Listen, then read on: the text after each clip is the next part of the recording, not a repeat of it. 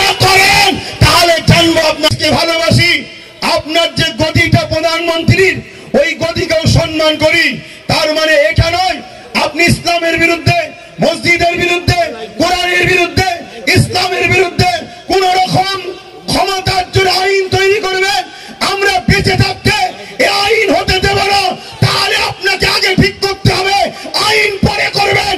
আগে আমাদের যুব সমাজের বুকের তাজা খুনগুলো গুলি করে করে ধরাতে হবে, তারপরে আইন করতে আপনি পারবেন। তার আগে পর্যন্ত আইন আমরা হতে দেব না। কেন আমরা দেশকে ভালোবাসি, সংবিধানকে ভালোবাসি। ঠিক মনে রাখবেন, আমরা জানের থেকেও বেশি আমার ইসলাম, আমার কোরআন, আমার মসজিদ মাদ্রাসাকেও ভালোবাসি। ঠিক না বেঠি? ঠিক তেমনই রাজ্য সরকারকেও বলবো, আপনিও মনে রাখবেন, আমরা হয়তো মুসলিম সমাজের 27% মানুষ আপনাকে বিশ্বাস করে ভোট দিয়েছে। বিজেপির ভয় দেখিয়ে, বিজেপির ভয়ে সব হয়তো আপনার করে উঠেছে। তার মানে এটা নয় আপনি ওই ক্ষমতা নিয়ে মাদ্রাসা থেকে কোরআনের শিক্ষাকে তুলে দেবেন, কোরআনকে মিটাবার প্ল্যান করবেন। তাহলে মনে রাখবেন, আমরা 27% কেন, যত পার্সেন্টই আছি, আমরা বুকে তাজা খুন দিয়ে হলেও বিজেপির ভয় না করে বিজেপিকেও যেমন উৎখাত করবো, আপনাকেও কিন্তু উৎখাত করে আমরা ছাড়বো। এই লড়াই চলতে থাকবে। অতএব আমাদের লড়াই, আমাদের আন্দোলন, আমার ধর্ম, আমার ইসলাম, যেটা আমার সংবিধান আমাকে রাইট দিয়েছে, তার উপরে কেন্দ্রও যেন হাত না দেয়, রাজ্যও যেন হাত না দেয়। এটা আমাদের আন্দোলন চলবে। ঠিক না বেঠিক? কিন্তু বলার তো অনেক কিছু আছে। তারপরেও পানি এসে বিছখানে। এই ভাইয়েরা একটু মোবাইল টোবাইলে ব্যস্ত হয়ে গিয়েছিল, মিডিয়া ভাইয়েরা। দেখ, এখন আর ব্যস্ত হননি। কিন্তু তারপরেও পূর্ব মাদারীপুর থেকে আমি একটা বিষয় নিয়ে প্রথম আলোচনা শুরু করব। ওয়াকফ নিয়ে তো অনেকে বলেছে, আমি একটু বলছি। কিন্তু তার আগে একটা বিষয় আপনাদের সকলের দৃষ্টি আকর্ষণ করছি। পূর্ব মেদিনীপুরের একজন ব্যক্তি শুভেন্দু অধিকারী, যিনার নাম, তিনি কিছুদিন আগে তিনার মাথায় সেকুলার ভূত চেপেছিল। তাই তিনি আমাদেরই সাথে, মোল্লা মলি সাহেব, আমার সাথে নয়, অনেক পীর সাহেব পীরজাদার সাথে ইফতার পার্টিতেও গেছে, তরমুজও খেয়েছে। হঠাৎ করে সেকুলার ভূত ওনার নেমে গিয়ে এখন কমলার ভূত নেমেছে। উনি বক্তব্য দিতে দিতে আমার দেশের সংবিধানের বিরুদ্ধে বক্তব্য দিচ্ছে। তাই এখান থেকে আওয়াজ তুলবো, শুভেন্দু অধিকারী বাবুকে, আপনি রাজনীতি করছেন, রাজনীতি করুন, ধর্মীয় ধর্ম খেলা করবেন না। কেন, ধর্ম এমন একটা মহব্বত, ভালোবাসার জিনিস, এই আগুনে কিন্তু আপনার রাজত্বের সব শেষ হয়ে ধ্বংস হয়ে যাবে। এটা সতর্ক আপনাকেও করে দিচ্ছি। তিনি এই পূর্ব মেদিনীপুরের বক্তব্য দিতে দিতে বলেছে যে পশ্চিম বাংলায় হিন্দু সরকার করব, হিন্দু সরকার করব।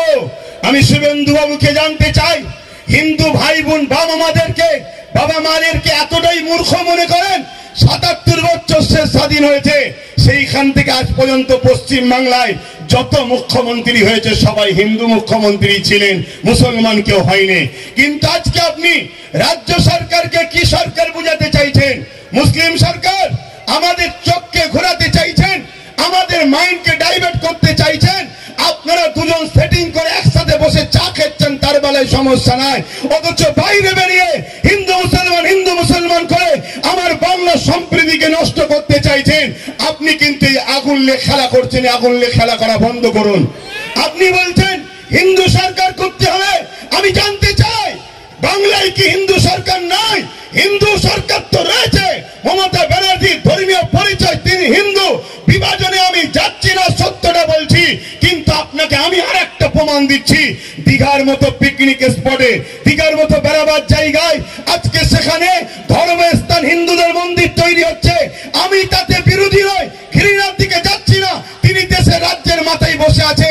তিনি রাজ্যের পয়সাকে নিয়ে মন্দিরের পিছনে করে রাজ্যকে গরিব করবে কি না করবে, রাজ্যের জনগণ বুঝে নেবে তার সাথে। কিন্তু আমি বলতে চাইছি, তিনি হিন্দু দরদি বলেই তো দীঘাতে কোনো মসজিদ করা নেই, সেখানে মন্দির তৈরি করছে। অথচ আজ থেকে দাবি করছি, তিনি তো বলে আমি সর্বধর্মের মানুষের নেতা। তাই সর্বধর্মের মানুষের নেতা হিসাবে আমি মুসলমানও এখান থেকে আওয়াজ তুলছি। দীঘায় যেমন 200 কোটি টাকা দিয়ে মন্দির করছেন, আপনি তো বলেছেন সংখ্যালঘুকে বেশি ভালোবাসি। কমসে কম 300 কোটি টাকা দিয়ে দীঘায় একটা মসজিদের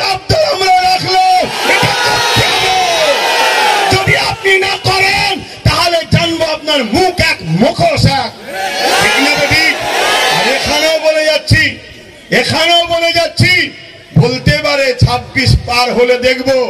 আমি বলবো 26-এর আগে জায়গা কিনে, জায়গা যে আছে অ্যালাইনমেন্ট করে, শিলান্যাস করে ভিত শুরু করেন, না হয় জানবো আপনারা দুজন শুভেন্দু অধিকারী আর রাজ্যের সিএম সেটিং এ আছে। তুই আমায় গালি দিবি, আমি তোকে গালি দেবো। তুই এক অংশ